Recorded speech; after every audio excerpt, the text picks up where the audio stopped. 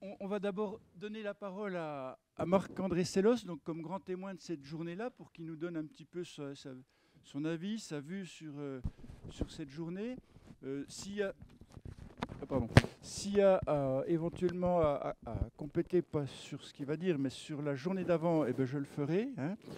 Et après, ben, on aura des instructions qui passeront en clôture par Monsieur le Président Carteron et ensuite par... euh, oui, mais d'accord, mais notre directeur, excuse-moi, c'est ça que je cherchais. C'est ça que je cherchais. Bon, ok. Marc. Alors, effectivement, pour moi, c'est difficile de conclure sur hier, mais pour aujourd'hui, il y a quelque chose qui me fait particulièrement plaisir, c'est une réflexion sur le lien. On a eu énormément d'exposés sur le lien entre les espèces. Et on a vu que ça se déclinait de façon qui n'était pas si simpliste que ça et qu'il n'y avait pas juste des liens antagonistes. On a vu des liens de l'homme à ces espèces. Je ne sais pas si vous représentez ce paradoxe qu'on est dans un monde où nous abîmons la biodiversité, mais en même temps, nous sommes, de toutes les espèces vivantes que je connais, celle qui établit le lien avec le plus d'autres espèces. Pas individuellement, hein, moi je ne vis pas avec une trogne, bon, mais clairement, enfin, je veux dire, collectivement, on a un réseau d'interaction qui est largement supérieur numériquement à celui d'aucune espèce connue. Je pense ça sincèrement. Bon. On retrouve un peu le sens de ça. Et puis ce qu'on devine en filigrane, c'est qu'il y a des liens entre hommes qui s'établissent derrière ça.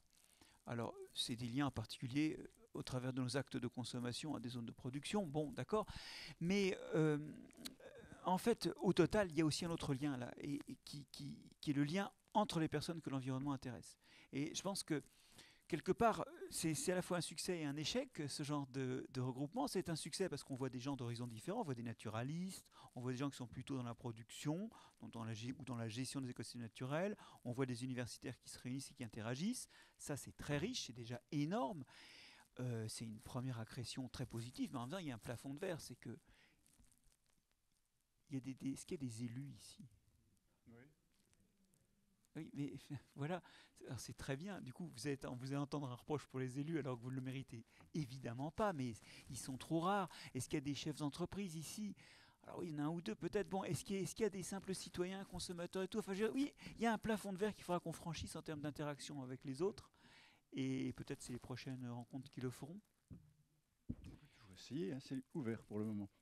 En tout cas, la notion de lien, elle a été vraiment mise sur la table à plein de niveaux aujourd'hui. Et bon, c'était un peu l'analyse transversale que je voulais tenter. Tu auras peut-être vu quelque chose de plus percutant sur 2 jours, toi? Non, non, non, non, non, c'est déjà. J'allais aller dans ce sens-là. Surtout ce que je. Bon, on était quand même un peu sous le signe de la biodiversité végétale, certainement. Mais ce qui est frappant, c'est que, et ce que j'ai retenu de toutes les communications, c'est que finalement la biodiversité, c'est certainement pas une liste d'espèces, et même que la notion d'espèce est presque contre-productive pour comprendre ce qui se passe. Et tu parlais de lien, on va parler d'interaction, hein.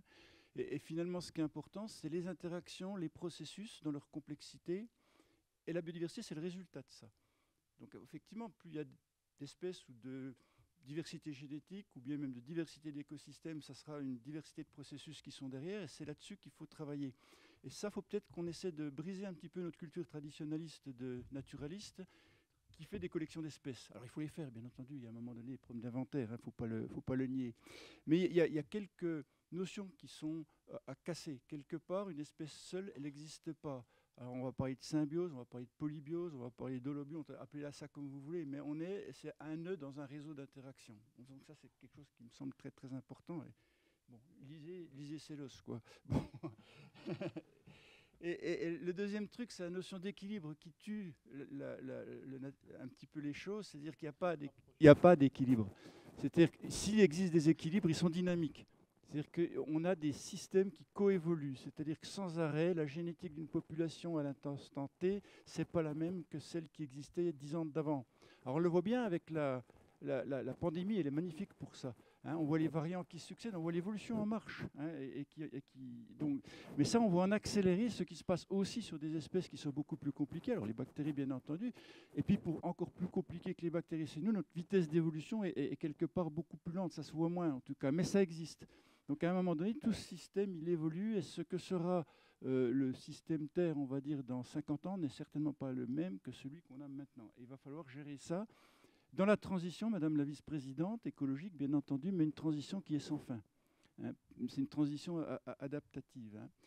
Et puis, s'il y a une leçon aussi à tirer, ça sera la dernière, c'est que la simplification est synonyme de risque.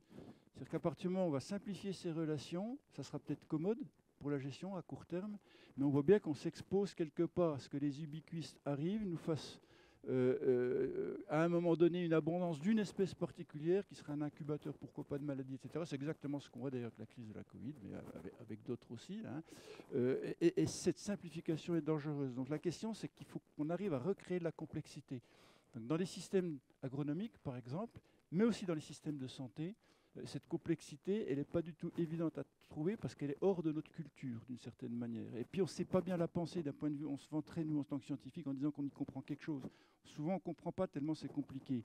Mais il faut faire avec et on sent bien quelque part qu'il faut aller vers plus de complexité par rapport au système ancien. Hein. Moi, c'est ce que j'ai senti à travers vos communications, en tout cas. Puis, il me semble que, bon, je ne sais pas si j'ai bien résumé, mais en tout cas, j'y crois fondamentalement à ce genre de notions. Voilà. Hein. Oui? Non? Ça allait pas? J'ai cassé l'ambiance? Non? Non. Bon. Alors, on va passer la parole au président, bien entendu. Oh oui, mais si on est du même pays, alors ça n'a pas de problème. C'est les mêmes variants nous comportent. Entre Yvan et Lure, tu sais, c'est pas bien loin, il y a 10 km. Eh ben, on a passé 2 journées magnifiques.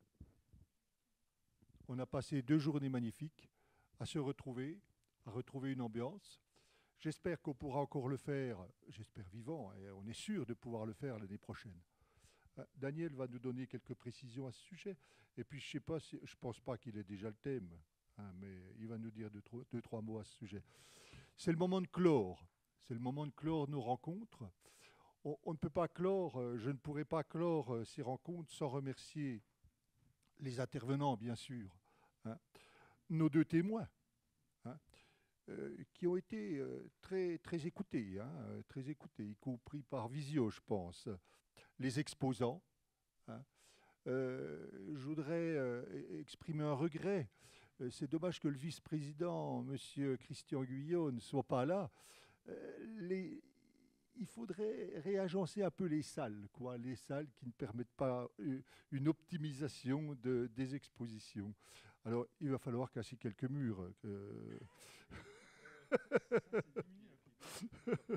va falloir casser quelques murs.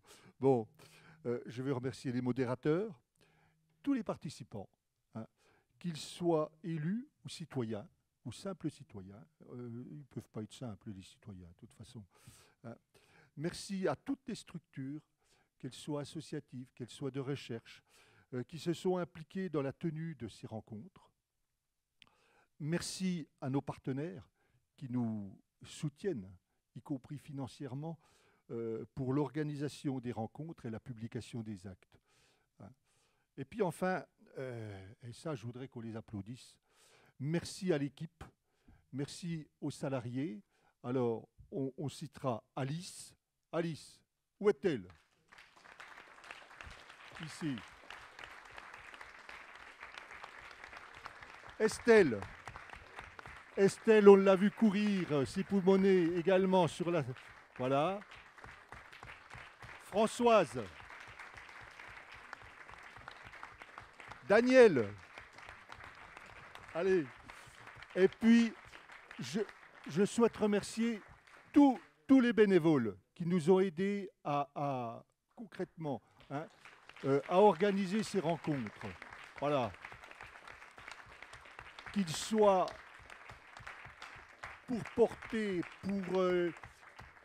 je n'oublierai pas de remercier quelque chose d'essentiel, hein, un moment essentiel, c'est les personnes ne sont pas là, mais les personnes qui nous préparent les repas. Hein, c'est très important. Donc, surtout pour ces rencontres. Alors, on va faire une petite photo là pour... alors, est-ce qu'on fait la photo avant que tu dises un mot, Daniel, ou est-ce qu'on fait la photo après? Après. Bon.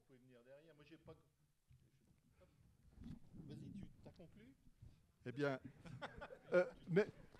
mais je clôt la cérémonie après. Mais voilà, Daniel va vous dire un petit mot, monsieur le directeur va vous dire un petit mot. Hein, et puis il va la fermer à clé, il va fermer la porte.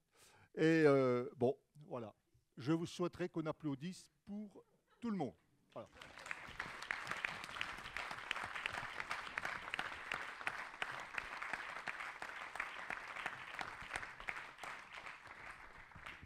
Daniel m'a dit tout à l'heure qu'il y avait environ 40 structures qui étaient représentées ici, qu'elles soient associatives, structures de recherche, etc. C'est important, ça. Je suis comme l'État, j'ai plus grand-chose à dire à la fin, moi, hein, vous avez dit. L'essentiel. Non, ce que je voulais saluer aussi, ou engager, c'est que maintenant, on a un enjeu, puisqu'à chaque fois qu'on fait les rencontres, on essaye de faire les actes. Et c'est énorme. On est en train de finaliser le 34e numéro. Non, 33, on est 33 ? Ah, c'est le 33. Oui, le 33 qui devrait paraître là dans vos boîtes aux lettres au mois d'octobre. C'est important. C'est un boulot énorme. Hein. Ça fait 2 revues par an, c'est 2 ouvrages par an qui sont énormes à faire. Donc moi, je tiens à féliciter aussi parce que c'est toute une structure derrière et tous les bénévoles, même chercheurs qui travaillent avec nous pour la mise en place. On a un comité de rédaction mardi prochain pour travailler sur le 34. Voilà, j'anticipais un peu. Donc le 34, ça va être aussi l'objet de ces rencontres. Donc là, il faut qu'on cogite ces rencontres, les actes, etc., avec tous les intervenants, comment on va réaliser ces actes qui devraient paraître au début de l'année prochaine. Voilà, ça c'est un premier point, et on est nombreux à réaliser. Hein. Je pense qu'on est à peu près plus d'une centaine de personnes qui participent, aussi bien des photographes qui nous donnent pas mal de photos, qui nous permettent de faire les rubriques, il y a les articles, il y a les notes, etc., sur l'ensemble de la région Bourgogne-Franche-Comté. C'est un travail aussi énorme. C'est la 2e étape des rencontres. Il y a une grosse étape de travail, justement, déjà choisir le thème, choisir les orateurs, etc. Et là, le 2e travail, qui est aussi un énorme travail, c'est la publication. Hein, je voulais le rappeler parce que ça permet aussi de mobiliser beaucoup de monde. Et le petit clin d'œil que je voulais dire, c'est qu'on n'est jamais seul. Hein. C'est qu'il y a vraiment énormément de monde, aussi bien pour les rencontres que pour les actes, que pour après le comité d'organisation. Tu me parlais tout à l'heure, quelles sont les prochaines rencontres? On a quelques idées, mais la thématique, on va la rechercher. On va la rechercher aussi avec l'établissement qui vient de se mettre en place sur la région Bourgogne, l'Agence régionale de la biodiversité, puisqu'on va travailler ensemble, hein, main dans la main avec l'agence, pour justement toute cette transmission des savoirs. C'est difficile, hein, la transmission des savoirs. Donc c'est pour ça qu'on est nombreux. Donc voilà, c'est un peu ce que je voulais dire. Donc pour finir 2022, on va définir ça avec un comité d'organisation qu'on va réunir avant la fin de l'année en lien avec les différentes structures. 20 membres.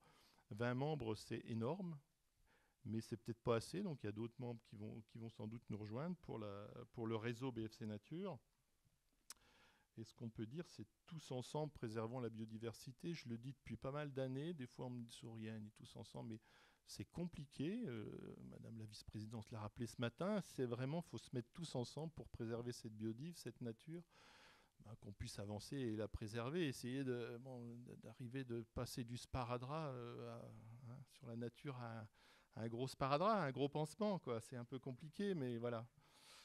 Merci à toutes et à tous. Merci bien évidemment à l'équipe. Hein. Super. Hein. Top. Hein. Et à l'année prochaine.